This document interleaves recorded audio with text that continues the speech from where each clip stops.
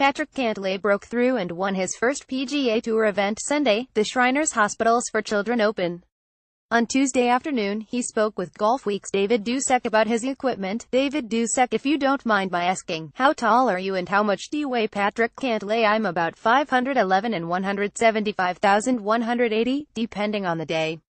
I ask because when a lot of people think about guys who are effective off the tee on the PGA Tour, they think of big guys like Dustin Johnson, Jon Rahm and Bubba Watson. But you finished last season ranked 10th in strokes gained off the tee. Is it hard for you to find a driver that does what you need? PK: for me, it was not too difficult. I switched out of an older driver and into a newer driver recently, Titleist 917D2 with 9.5 degrees of loft and a Mitsubishi Rion Diamante S Plus 73X shaft, but I could not tell you exactly when I switched. My old one cracked, so I tried out the new ones and they were faster, better and straighter, too. Everything about them was better than the one I had before it was cracked.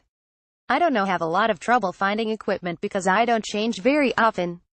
I'm not trying to experiment or do anything too crazy.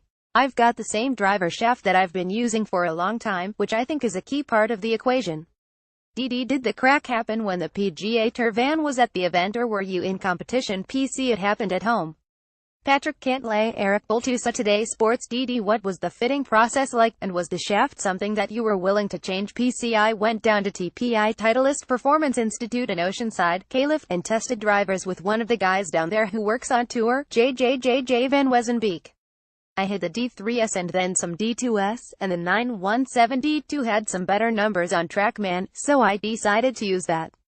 I like it when the face is a little bit open, so I found one that was the most open looking and it works great. You said you don't like to change clubs, and I can tell that by the irons you play. Titleist 714 AP2. If history repeats itself, we'll see new Titleist irons in June, so at this point, are you just waiting for those before you upgrade? PC: coming back after being out for so long because of a back injury, I didn't want to change very many variables. I haven't hit any of the new irons yet, but I am planning to this winter, and I would not be surprised if I had new irons in play at the beginning of next year. Your wedges are tweaked so the actual loft is about 1 degree different than the stated loft. For example, your 54-degree wedge is really 53 degrees. When did you start bending your wedges, and how much difference, really, does 1 degree make? PC: I started having 4 wedges toward the end of high school, so around 2009 or 2010, and really, it's all about having the appropriate gaps.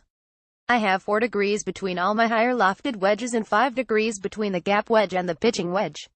It's less about what it says on there and more about having the appropriate gaps so I can hit more full wedges. Patrick Cantlay's Scotty Cameron putter. David Dusek, Golf Week. What's the story behind the Shamrock on your Scotty Cameron putter? PC: I got that putter a long time ago, right around the time I turned pro. It was my backup for a little while, and then sometime during my first year I switched over to it. The Shamrocks. My name is Patrick and I was born on March 17, St. Patrick's Day. I really like that model, and I do a lot of good work with Paul Vajanko, director of putter fitting and player development at the Scotty Cameron studio, on my stroke, but I don't tinker too much on my putter. I love it and don't see that changing.